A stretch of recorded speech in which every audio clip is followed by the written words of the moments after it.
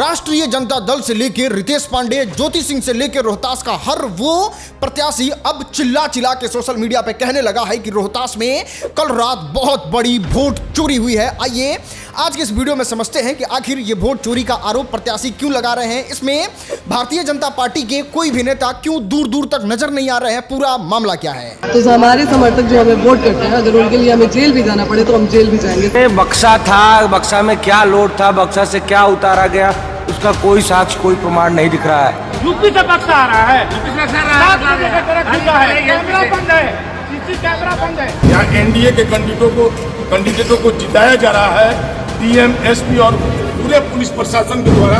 दोस्त ये बात है 12 नवंबर 2025 शाम करीब 7:30 बजे रोहतास मतदान गणना केंद्र, जहां पे रोहतास का सारा ईवीएम रखा हुआ है। 14 तारीख को जहां पे काउंटिंग हो रहा है, वहां पे एक ट्रक घुसती है। कथित तौर पे जब वो ट्रक घुस रही होती है, वहां पे कोई पुलिस वाले चेकिंग नहीं करते हैं, सीसीटीवी को भी बंद कर दिया जाता है। वो ट्रक एकदम रात के अंधेरे में उसमें जब एंटर करती है तो लोगों का ऐसा कहना होता है कि उस ट्रक में ईवीएम भरा हुआ है। ईवीएम जो है वो अब मतदान गणना केंद्र पे जाएगा और जितने लोगों ने वोट दिया है उस ईवीएम से बदल के इस ट्रक वाले ईवीएम को रख के पूरा सिस्टम हैक कर लिया जाएगा। और इस डर से वहां पे मीडिया बाइट शुरू हो जाती है। जितने प्रत्याशी होते हैं, जितने लोग होते हैं, सब लोग वहां से वीडियो अपलोड करने लगते हैं और कुछ इस तरीके से वीडियो इंटरनेट पे चारों तरफ सर्कुलेट हो जाता है। सासाराम रोहतास में ब्रजगिरी मतदान केंद्र में गणना केंद्र में वोट चोरी करते हुए पकड़ी गई गाड़ी आप सभी देख सकते हैं। जितने भी राजद कार्यकर्ता समर्थक हैं, सभी भाइयों से निवेदन है मतगणना केंद्र पर मजबूती के साथ आप लोग डटे रहे। रोहतास के काउंटिंग सेंटर पे ये ट्रक जो है वो लगभग शाम में 7:30 बजे एंटर करता है, लेकिन मीडिया बाइट्स, मीडिया के वीडियो वायरल होते होते प्रत्याशी तक ये खबर पहुंचाते पहुंचाते लगभग 11-12 बज जाता है। और वहां पे जितने भी प्रत्याशी है वो वहां पे पहुंचते हैं और जैसे ही प्रत्याशी पहुंचते हैं उन लोगों का आरोप है कि वहां पे लाठीचार्ज शुरू कर दिया जाता है। वहां पे प्रत्याशी को संतोषजनक जवाब नहीं दिया जाता है और ये आरोप जो है वो भोजपुरी के सुपरस्टार रितेश पांडे लगाते हैं, जो करगहर विधानसभा से इलेक्शन लड़ रहे थे जनसुराज पार्टी से। कम से कम आप किसी को बोलिए तो कि यहाँ से हट जाइए, चाहे आते ही लाठी चार्ज करना बहुत गलत, बहुत ही गलत। और प्रत्याशी के लाठी लगना, मीडिया के भाइयों पे लाठी लगना, ये बहुत मतलब निंदनीय है, बहुत गलत। इतना ही नहीं, दूसरे प्रत्याशी भी इस तरीके का सिमिलर बात कहते हैं। जब हम यहाँ पर ईवीएम पकड़ाया, मैं उसका विरोध किया। उसके बाद ईवीएम यहाँ पूरे बक्सा निकला रोड पर और यहाँ पर उसके बाद हम पर लाठी चार्ज करवाया गया। पुलिस आप पे लाठी चार्ज की है? हाँ जी, प्रशासन हम पर लाठी चार्ज की है और लखेत लाठी चार्ज की है। और यहाँ पे बात करें भोजपुरी सुपरस्टार रितेश पांडे के बारे में तो वो सीधे आरोप एनडीए पे लगा देते हैं और कहते हैं कि अगर यहाँ पे इस तरीके का कुछ गड़बड़ी हो रहा था, चारों तरफ जब न्यूज फैल रहा था और अगर कुछ गड़बड़ी नहीं था तो फिर एनडीए वाले प्रत्याशी यहाँ पे क्यों नहीं मौजूद हैं, उनके अलावा जब सब लोग आ चुके हैं। तो यहाँ पे सब लोग, अगर सबके मन में शंका थी तो सारे लोग आए, एनडीए के लोग क्यों नहीं आए? क्या वो आश्वस्त है? दोस्त आपको बता दें, रोहतास विधानसभा के अंदर ही काराकाट विधानसभा आता है, जहां से पवन सिंह की पत्नी ज्योति सिंह भी चुनाव लड़ रही है। वो भी लगभग 12 बजे के आसपास पहुंचती हैं मतदान गणना केंद्र पे और वहां पे जब जानकारी एकत्रित करने का कोशिश करती हैं तब उनको पता चलता है कि 7:30 के लगभग में ही ये ट्रक जो है वो अंदर एंटर कर गया था। और जब वो सीसीटीवी देखने की कोशिश करती हैं, जब जानकारी एकत्रित करने की कोशिश करती हैं कि चलिए ठीक है, आप कह रहे हैं कि वो ट्रक कोई संदिग्ध ट्रक नहीं था, सारा डिटेल वेरीफाई करके उस ट्रक को एंटर करवाया गया था, तो सारा जगह सीसीटीवी लगा ही हुआ है, सारा सीसीटीवी दिखा दीजिए। फिर ज्योति सिंह वो मांग रखने के बाद उनको क्या जवाब मिलता है वो आप खुद सुन सकते हैं। जब हमने सवाल किया तो सामने से बोला जा रहा है कि एफआईआर करके जेल भेज दिया जाएगा। नहीं, अभी कैमरे का फुटेज नहीं दिखाया गया और जब हम कैमरे पे सवाल कर रहे हैं तो ये कहा जा रहा है कि कल परसों में लग जाएगा। तो कल परसों में आप लगा के क्या करेंगे? परसों चुनाव का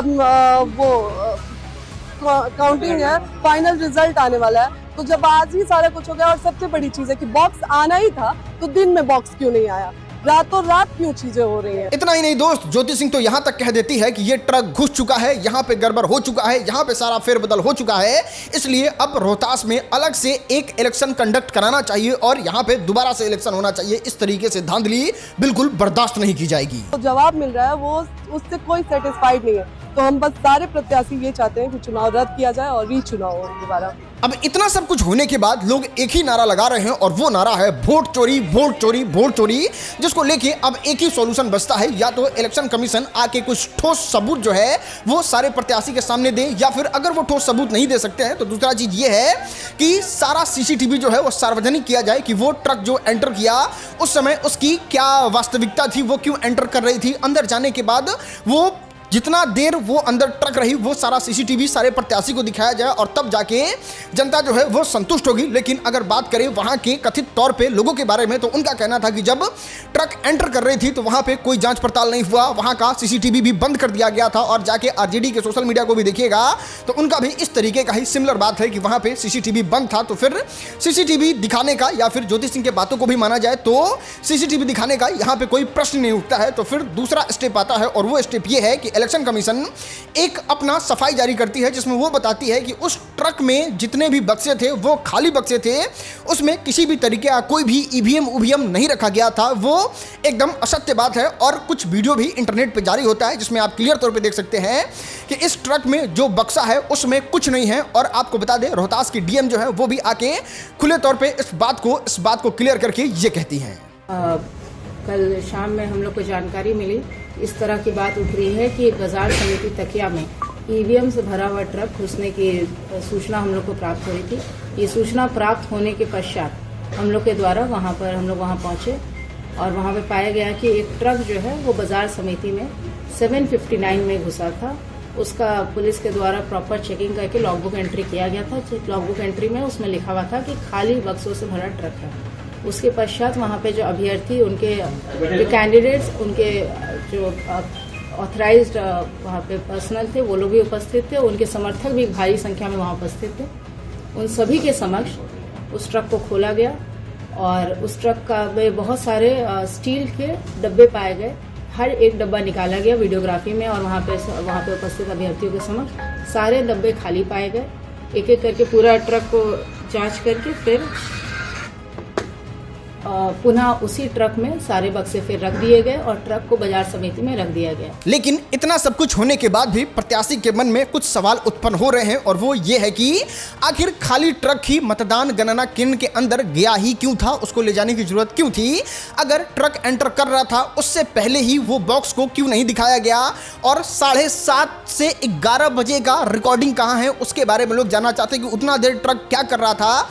क्योंकि ये जितना भी वीडियो इंटरनेट पे वायरल हो रहा है वो 11 बजे, 11:30, 12 बजे के आसपास का है। तो ये इतना देर पहले का कहानी क्या था, ये सब अब सवाल पूछ रहे हैं और वहां से ये सब बातें उठ के आ रही है। और ये सारा वोट चोरी का रोहतास का मामला यही था। उम्मीद है आपको सब कुछ समझ में आ गया होगा। बाकी और इलेक्शन से जुड़ी वीडियो के लिए आप इस चैनल को सब्सक्राइब कर सकते हैं और इनके एग्जिट पोल को देखने के लिए इस वीडियो पर क्लिक करिए।